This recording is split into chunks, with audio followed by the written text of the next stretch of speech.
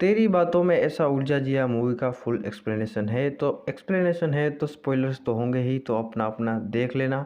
तो शुरुआत करते हैं। तो मूवी शुरू होती है, हम देखते हैं शाहिद कपूर जो कि आर्यन है वो सो रहा है अपने कमरे में। उसका मामा और उसकी मम्मी आते हैं और एक पेपर पर उसका अंगूठा लगाकर चले जाते हैं।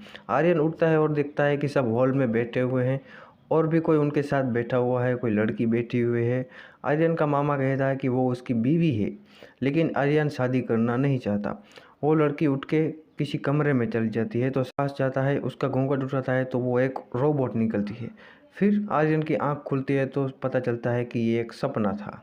आर्यन एक रोबोटिक इंजीनियर है, एक रोबोटिक कंपनी में काम करता है। वो ऑफिस जाता है तब एक लड़की उसे लाइन मारती है, लेकिन वो भाव ही नहीं देता। फिर वो लैब में जाके रोबोट का टेस्ट लेता है। बाद में उसकी कंपनी की मीटिंग में वो लेट होता है, उसकी बॉस उसका वेट कर रही होती है। तब आर्यन आता है, बॉस सबसे सजेशन और आइडिया मांगती है, तब सिर्फ आर्यन ही आइडिया देता है। बाद में सब चले जाते हैं तो उसकी बॉस आर्यन को वापस बुलाती है। तब हमें पता चलता है कि वो उसकी बॉस उसकी मौसी ही है।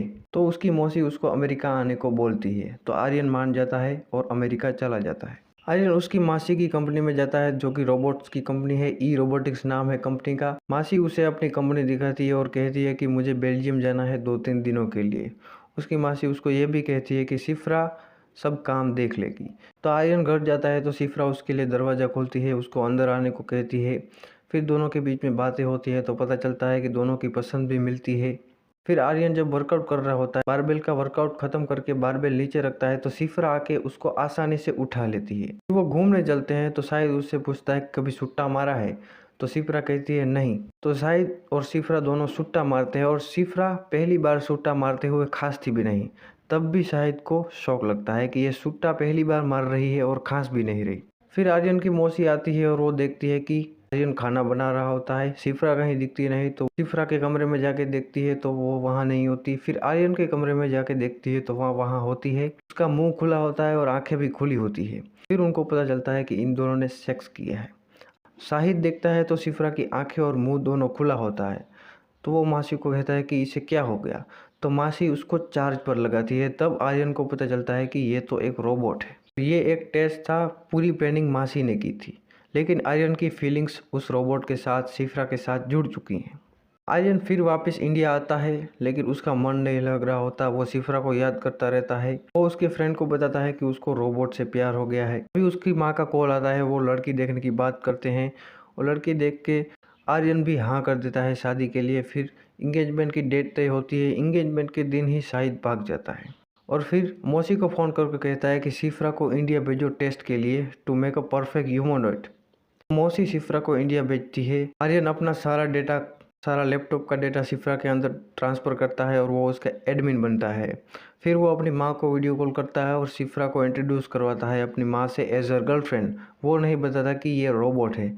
फिर वो उसे अपने घर ले जाता है। अब इस बीच में कई सारे कॉमेडी सीन आते हैं जो कि एक्सप्लेनेशन में बोलूँगा तो अच्छे नहीं लगेंगे, इसके लिए आपको मूवी देखनी पड़ेगी। तो शिफ्रा घर आती है, 12 लोगों का खाना आधे घंटे या 1 घंटे में बना देती है, दोनों हाथों से कुकिंग कर सकती है। ये सब देखकर घर वाले काफ़ी इम्प्रेस हो जाते हैं।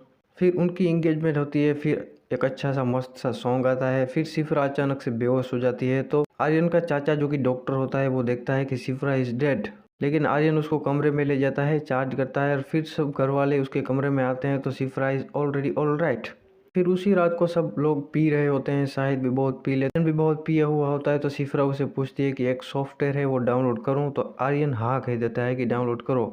तो सुबह उठती है तो शिफ्रा की सारी मेमोरी अनइंस्टॉल हो चुकी होती है। आर्यन वापस से उस मेमोरी को इंस्टॉल करता है। फिर आर्यन के पड़ोसी को पता चल जाता है कि शिफ्रा एक रोबोट है। वो शिफ्रा का नाजायज़ फ़ायदा उठाने की कोशिश करता है।